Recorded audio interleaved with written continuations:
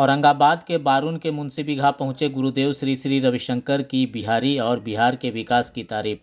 औरंगाबाद के बारून प्रखंड के मुंशी बिगहा पहुंचे श्री श्री रविशंकर ने अपने भक्तों को दर्शन दिया और अपने द्वारा दिए गए प्रवचन के माध्यम से देश में अमन शांति व्याप्त हो, हर बेरोजगार को काम मिले, उसकी चर्चा की और कैसे उन्हें रोजगार से जोड़ा जाए उसके बारे में विस्तार से बताया।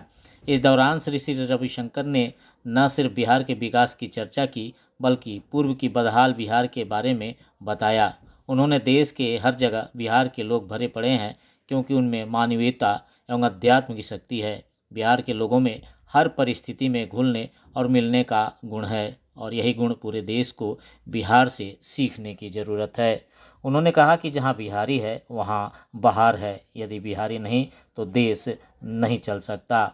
यहाँ के युवाओं में जोश है, कुछ कर गुजरने की शक्ति है। उन्होंने 18 वर्ष पूर्व के बिहार की भी तस्वीर से भक्तों को अवगत कराया और कहा कि वर्ष 2005-2006 में जब यहाँ आया तो लोगों ने बताया कि यहाँ 5 बजे के बाद घर से कोई नहीं निकलता, परंतु मैंने रात्रि 8 बजे तक अपना कार्यक्रम किया और अब बिहार काफ़ी बदल चुका है। उस समय काफ़ी सड़कें खराब हुआ करती थी, परंतु अब सड़कें काफ़ी अच्छी बन गई है और यात्रा सुगम तथा सरल हो गया है। इस दौरान श्री श्री रविशंकर ने मंच के साथ बने रैंप से फूलों की होली खेली और ओम नाम का ध्यान भी कराया।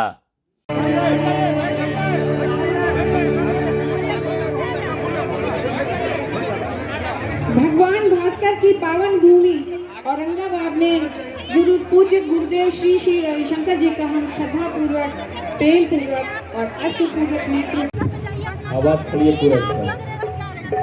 हेलो हेलो जी, हेलो हेलो, चल जाइए, हो गया तो उधर जाइए, लेवल उठाइए ना। हो गया अगर हो गया तो आराम से बैठ के कीजिए ना, सीट जगह से ले लीजिए, चले जाइए पीछे।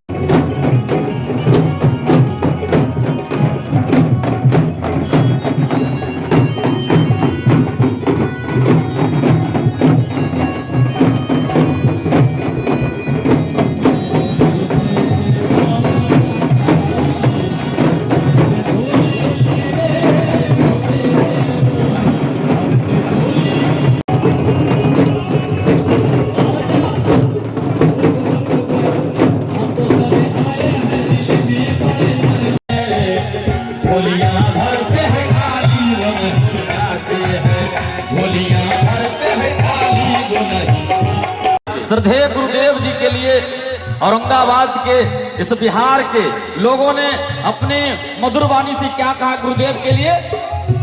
तेरे चरण मिल जाए मेरी पतझड़ सी जिंदगी में फूल खिल जाए।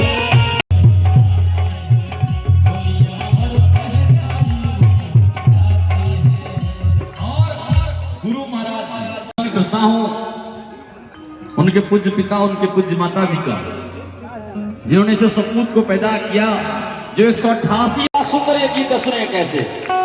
और मैं गुरुदेव से चाहूंगा कि ये गीत हम दोनों भाई ने बड़ी सुंदर से 2-3 दिन मेहनत के विशालाक्षी रत्नानंदा के लालनवा श्री श्री रविशंकर महाराज जी के माता पिता जी का ये नाम है, सुनेंगे कैसे के विशालाक्षी रत्नानंदा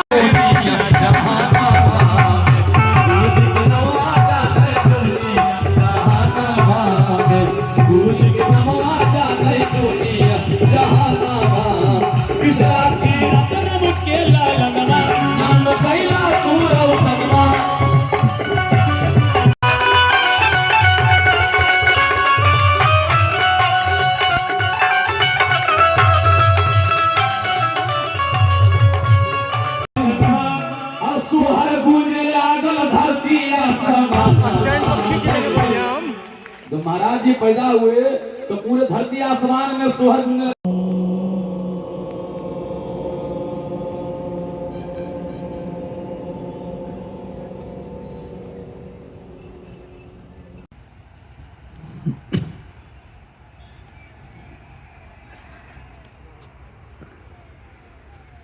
ये सारा विश्व जिससे हमें भोजन, पानी, दाना पानी सब मिलता है, ये पृथ्वी माता जिससे पानी और अन्न मिलता है, इस पृथ्वी माता को, भू माता को ओम कह करके अपना धन्यवाद अर्पित करते हैं।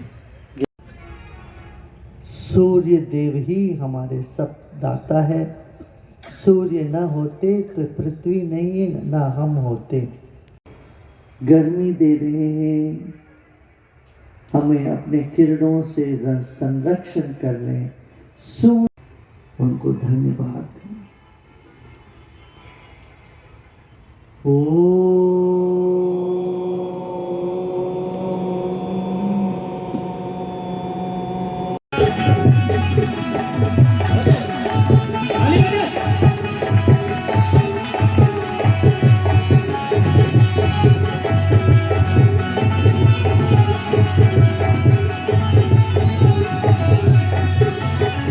ये पर हाथ कनक पिचकारियो, ये पर हाथ कनक पिचकारियो, ये कर अकेले राम लाला सिया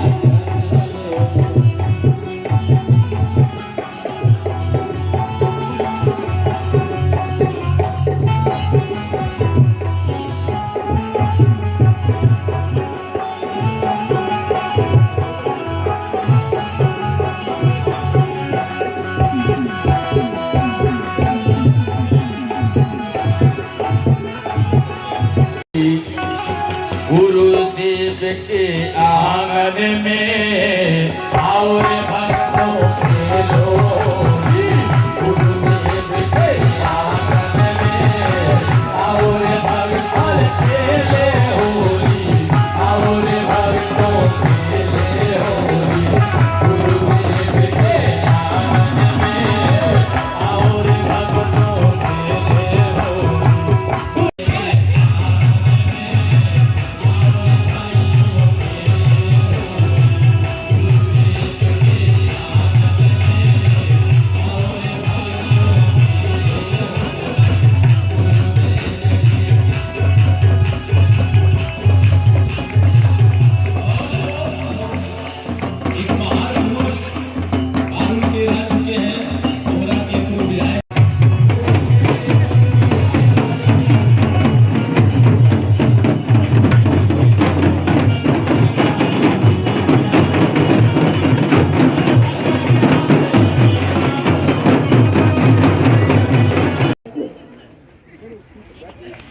मैथिली वहाँ मिलेंगे, भोजन बनाने के लिए वहाँ होंगे। हमारे दफ्तर में है बिहारी, सब जगह बिहारी। बिहारी नहीं हो तो काम ही नहीं चले कहीं भी।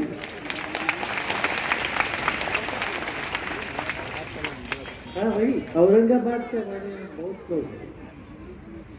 तो मैंने कहा और भी बिहारी आए, बाहर आ जाए। बिहारी आए तो सब जगह बाहर आ जाए।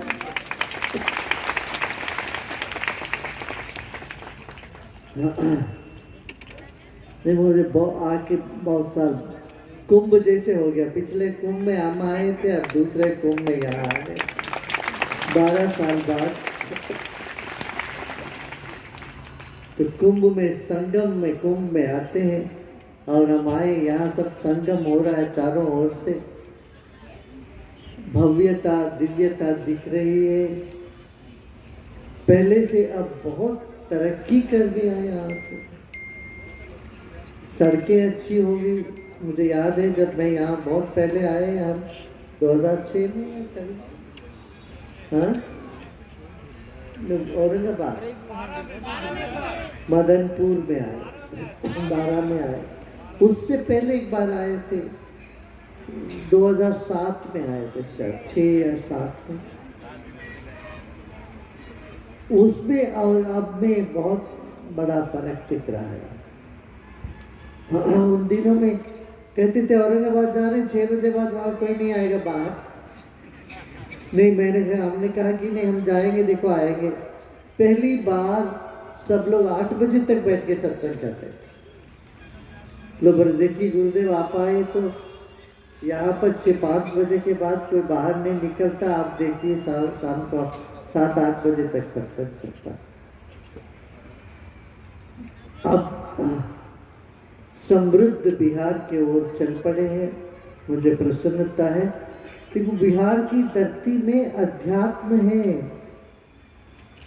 यहाँ मानवीयता है, बस उसको और उभारना है। यहाँ के जो युवा में ऐसी जोश है, कर्म निष्ठता है, और कहीं भी जाए तो वहाँ अपना एडजस्ट हो जाते हैं, वहाँ वहीं के होके अच्छे से रह जाते हैं। आप कोई मद्रासी को लेके आओगे इधर तो वो बोलेंगे इडली नहीं मिले तो वो बोलेंगे हमसे नहीं रह पाएगा, हम चले जाएंगे। पर बिहारी ऐसा नहीं है, जहाँ भी जाते हैं जो भी है वो सब वो अपना एडजस्ट करके रह जाएगा। घुल मिल के रहने का ये जो विधान है, ये जो तरीका है, ये दुनिया को सीखना पड़ेगा। मुझे हर्ष है कि यहाँ पर अपना एकेडमी भी चल रही है। अब इस बार हम चाहते हैं यहाँ कोई बेरोजगार ना रहे, युवा हो महिला हो, सबको रोजगारी मिले। इसलिए कौशल केंद्र जगह जगह शुरू करने का हमारा मन है, और यहाँ के युवाओं को हम जगह जगह ले जाना भी चाहते हैं। युवा पूरे दुनिया में युवाओं की जरूरत है, अभी मांग है। हमारा भारत हमारा सबसे युवा प्रदेश है, युवा देश है दुनिया में। तो भारतीय युवाओं को बहुत संभावना अभी खुली है, उनके सामने बहुत संभावनाएं हैं, बहुत कुछ कर सकते हैं, बहुत तरक्की कर सकते हैं और आगे बढ़ सकते हैं। और जो युवा और युवती अध्यात्म पथ पर चल के अध्यात्म लोगों को उपदेश देना चाहते हैं, सिखाना चाहते हैं, उसके भी अपना उनको प्रशिक्षण देते। हम हमेशा कहते हैं एक देश में राजा होनी चाहिए, देश के राजा, और मंदिर में दिया, घर में गृहिणी। ये बहुत आवश्यक है। घर में घर हो तो वो घर में एक महिला होनी चाहिए, गृहिणी होती है। मंदिर हो तो वहां दिया जलती है। एक शहर में एक मुखिया होते हैं कि नहीं? होना जरूरी है। मुखिया नहीं तो शहर ही खराब हो जाएगा। हाँ, ऐसे हर गांव में एक गुरुजन भी चाहिए। गांव में एक गुरु, क्यों? वो हम लोगों के कष्ट और सुख की भागीदारी बन के रहेंगे। लोगों के मन की जो तसल्ली जब खो जाते हैं, वो उनके साथ बैठ के गुरु उनको तसल्ली देते, भरोसा देते हैं। जब दिल या हिम्मत टूट जाता है तब गांव के गुरु उनको हिम्मत से भर देते हैं, उनकी मानसिक स्वास्थ्य और आध्यात्मिक उन्नति के लिए काम करते हैं। इसलिए हर गांव में एक गुरु की आवश्यकता है, एक प्रशिक्षक की आवश्यकता है जो योग सिखाए, ध्यान सिखाए, आयुर्वेद की सलाह दे। इस तरह से हमें ये सब बहुत आवश्यक है। तो एक एक गांव में एक गुरु होंगे तो वो कहेंगे जाति पात सबसे ऊपर उठो। जाति की अपनी जगह है, ठीक है, जाति पात से ऊपर उठो और ईश्वर की ओर तुम अपना भक्ति ध्यान लगाओ और समाज में कर्मनिष्ठ होकर के काम करो। ये बातें उनको कहेंगे। और किसी को मन मुटापा हो गया, विरोध हो गया, या कुछ जैसे मानसिक तनाव से जूझ रहे हैं, उनको बिठा के उनको आश्वासन देंगे, भाई आगे बढ़ो, तुम चिंता न करो, भगवान है तेरे साथ और हम तेरे साथ है, ये बात कहते हैं। अब हम यहाँ आए हैं, आप लोगों से एक दक्षिणा मांगते हैं। दक्षिणा दोगे ना? गुरु महाराज जी आते हैं तो दक्षिणा देंगे कि नहीं? हाँ, आपको ये दक्षिणा देना चाहिए। आपके मन में जो भी दर्द है, दुख है, पीड़ा है, उसको दे दो, वही दक्षिणा है। वो दोगे? आपके मन में जो कष्ट है, जो समस्या है, पीड़ा है, वो सब आप यहाँ पर छोड़ के आप प्रसन्न होके जाइए, तब आप सत्संग में आए। सत्संग में आना सार्थक हुआ, हमसे मिलना सार्थक तभी हुआ। अरे भाई, गंगा जी में जाओगे, वहाँ आप पाँव नहीं गीला करोगे, वहाँ डुबकी नहीं लगाओगे, तो गंगा जी जाना क्यों? क्या हुआ? हाँ, छठ पूजा करते हैं तो पानी में उतर के करते हैं, तो किनारे बैठ के देखते रहते हैं।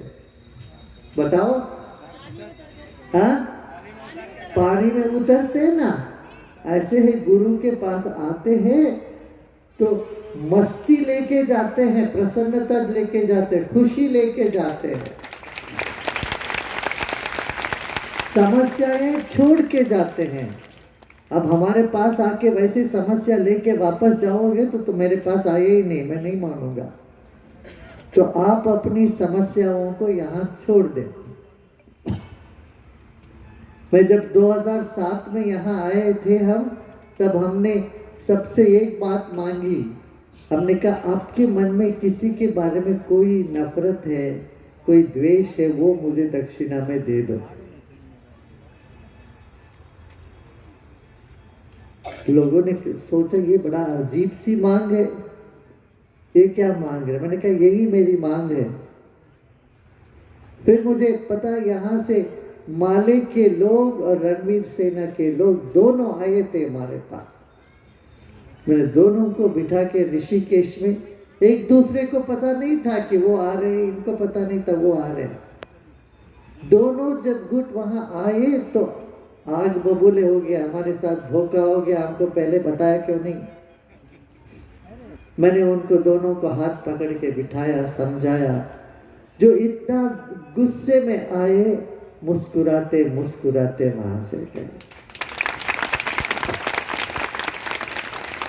उसके बाद कोई नरसंहार नहीं हुआ। यहाँ बिहार, झारखंड में जो हुआ करता था, कत्ले आम हुआ करते थे, वो सब बंद हो गया। इससे मुझे बहुत भरोसा है, बहुत खुशी है कि बिहार की जनता प्रगतिशील है और अध्यात्म को अपना चुंगी मान करके आगे बढ़ते हैं। यहाँ भगवान बुद्ध हुए, यहाँ माता सीता का स्थान है, जनक ऋषि यहाँ पर पैदा हुए।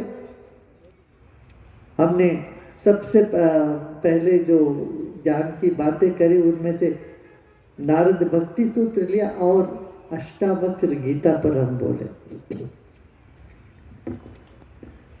दुनिया में एक अद्भुत ग्रंथों में ग्रंथ है अष्टावक्र गीता। पूरी दुनिया चौंक जाती है इस ग्रंथ को देख के, सुन के। वह अष्टावक्र गीता यहीं से मिला। श्रीमद् भगवद गीता कुरुक्षेत्र से मिला, मगर सबसे श्रेष्ठ आध्यात्मिक गीता जो कहा जाता है अष्टावक्र गीता, वो बिहार की धरती से मिला। जनक ऋषि को अष्टावक्र महर्षि ने दिया। ऐसे ऋषि कृषि का यह प्रदेश है, ये और चमकना चाहिए। हमें भारत की भूमि और यहाँ की संस्कृति पर गर्व होनी चाहिए,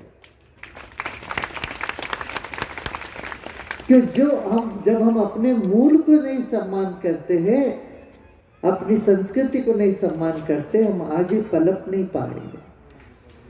जिसका जड़ कमजोर है, वहाँ वो डाली भी सूख जाएगी, फूल पत्ते की तो भूल ही जाओ, कोई फल तो लगना ही नहीं उसमें।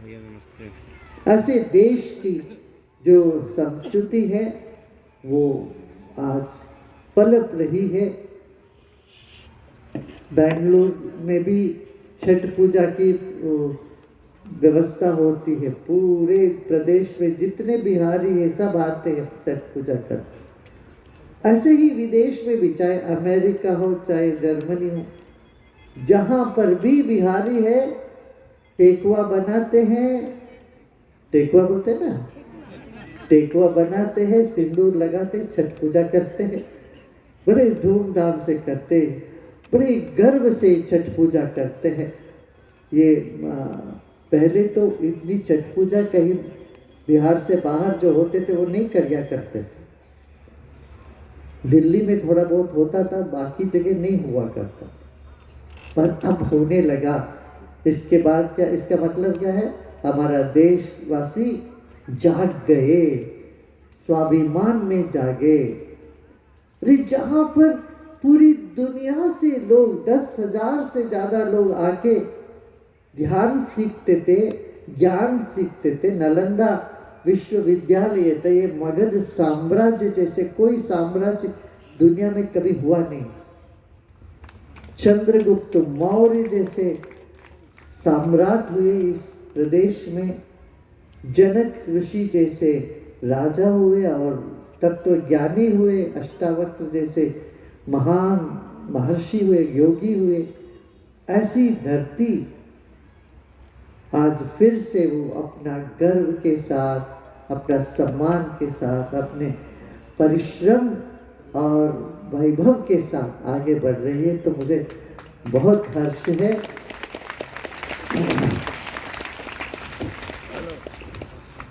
मैं देख रहा हूँ यहाँ के युवकों में बहुत से चाणक्य छिपे हुए हैं। मैं चाहता हूँ आपके भीतर का चाणक्य जरा जग जाए। चाणक्य ने तो अर्थशास्त्र दिया देश को। उन्होंने कहा धर्मस्य मूलम अर्थ, धर्म का मूल है अर्थ, अर्थस्य मूलम राजा। इस तरह से छोटे छोटे सूत्र में जो इकोनॉमिक पॉलिसी माने जो वाणिज्य की, इन्होंने व्यापार की जो पॉलिसीज बताई, योजनाएं बताई, उसका बराबरी आज कुछ है ही नहीं कहीं पर भी दुनिया में। बड़े बड़े यूनिवर्सिटी में चाणक्य अर्थशास्त्र पढ़ाया जा रहा है आजकल। देख के देख रहे, भारत में ऐसी चीज थी एक जमाने में, सोने की चिड़िया थी है क्या भारत। तो ऐसी सोने की चिड़िया को दोबारा ऐसे ही वैभवपूर्ण प्रदेश बनाना है। यह जिम्मेदारी हम सबके ऊपर है। ये कब होगा? जब हम अपनी परेशानियों को झेलते रहेंगे तो नहीं होगा। वो परेशानियों को कहीं तो डालना पड़ेगा। वो डालना कहाँ डालोगे? गुरु जी के पास डालो, गुरु जी के चरणों में डालो। इसीलिए तो गुरुदेव घूमते रहते हैं। क्यों घूम रहे हैं? यहाँ कुछ जगह जगह घूमना, वहाँ और टूरिज्म के लिए नहीं घूम रहे हैं, पर्यटन के लिए नहीं घूम रहे, जगह देखने के लिए नहीं आते हैं। आते हैं आपके चेहरे में मुस्कान लाने के लिए। सबके चेहरे में मुस्कान हो, ये हम देखना चाहते हैं। और इस बार अपना मैं चाहूँगा हर गांव से 10-15 व्यक्ति आ जाए, हम उनको ट्रेनिंग दें और काम भी देंगे, उनको काम भी देंगे, नौकरी भी मिल जाएगा। और जो बिजनेस करना चाहते हैं, व्यापार करना चाहते हैं, उनके लिए भी अपना सहयोग करेंगे। तो इस तरह से जो ग्रामीण स्तर और शहरी स्तर के लोग हैं, इनको आपस में जोड़ने का अपना ये योजना है। ये करके फिर सब जगह सब समृद्ध हो, सबका विकास हो, सब सुखी रहे। यही एक उद्देश्य से ये अभियान चला है। आप सब लोग यहाँ आए, काफ़ी देर से बैठे हुए, ये धूप में बैठे हैं तो छत सब कर दिया, अच्छा है, नहीं तो और परेशान हो जाते हैं। बहुत अच्छा पेंडाल वेंडाल करके, मगर फिर भी अभी तो भूख लग रही होगी। टाइम क्या हुआ है? 1 बज गया। अभी हम सब लोग ओंकार का 11 बार ओंकार करें, ठीक है ना? हाँ, सीधा बैठिए और मैं ओंकार के बीच बीच में बोलूँगा, आंख बंद करके आराम से बैठे। हम लोग ध्यान करेंगे 10 मिनट, 11 बार हम ओंकार करेंगे। उसके बाद प्रस्थान आप सब करते हैं। और याद रखें कि जो व्यवस्थापक है उनको नाम दीजिए। यहाँ पर भी एक केंद्र हो, ऐसा केंद्र हो जहाँ लोगों का निरोग रहने के लिए आयुर्वेद, योग और ध्यान की प्रशिक्षण यहाँ चलता रहे। ये हमारी इच्छा है।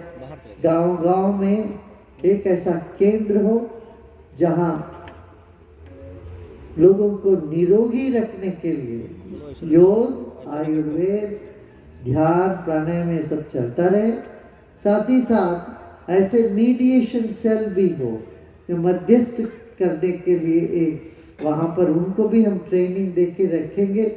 किसी की घर में कोई भी झगड़े हो, भाइयों में या अड़ोस पड़ोस में, समाज में, उन सब झगड़ों को सुलझाने के लिए, देखिए आजकल कोर्ट जाओगे तो बहुत लंबा टाइम लगता है, पीढ़ी दर पीढ़ी चली जाती है कोर्ट में, केस आगे डेट बढ़ती जाती ऐसे हो रहा है कि नहीं? कितने लोगों का अनुभव है? हाथ उठाइए।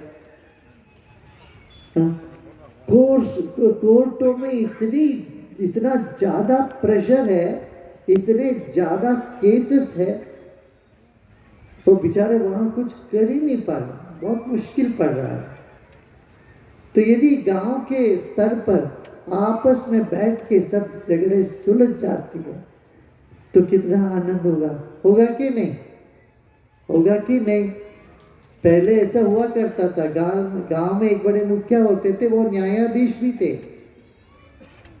अब क्योंकि आज गांव के मुखिया सब अलग अलग विभिन्न पार्टियों से चुन के आते हैं, पार्टी की अपनी मजबूरी होती है। और जो किसी दल के ना हो, किसी जाति के बाद वो कोई तारतम्य नहीं करते हो, भेदभाव नहीं करते हो, ऐसे एक गुरुजन की आवश्यकता है कि नहीं? बताओ, है? कितने लोग सोचते हैं ऐसे एक व्यक्ति जो सबको समान रूप से देखते हो, ऐसे कोई व्यक्ति गांव में हो और वो गांव की सारी समस्याओं सुलझा दे, युवाओं को प्रेरणा दें स्वच्छ रखने के लिए, जल को शुद्ध रखने के लिए, और किसी किसान को कोई दर्द है, दुख है, डिप्रेशन में जूझ रहे, उनको मदद करने के लिए एक ऐसी एक व्यवस्था की आवश्यकता है ना? पहले था, ब्रिटिश लोग हमारे, अंग्रेज लोग हमारे देश में राज्य करने से पहले ऐसी व्यवस्था थी। आज भी देश के कुछ प्रदेश में है, कर्नाटक में गांव-गांव के में एक सन्यासी होते हैं अभी भी, लिंगायत संप्रदाय के, दूसरे संप्रदाय के एक व्यक्ति होते हैं। गुजरात में भी है, स्वामी नारायण के लोग बहुत ऐसे काम करते हैं। अब बिहार में भी होंगे, मगर अभी इतना प्रामुख्यता नहीं है, इसको उतना महत्वता नहीं दी गई। अब हमें क्योंकि ट्रेनिंग ही नहीं है, उसके लिए प्रशिक्षण की जरूरत है। ऐसे प्रशिक्षण देके अपना करते हैं। आप सबको बहुत बहुत आशीर्वाद। आप निश्चित रहिए, प्रसन्न होकर जाइएगा। अभी 11 बार ओंकार का हम लोग बोलते हैं।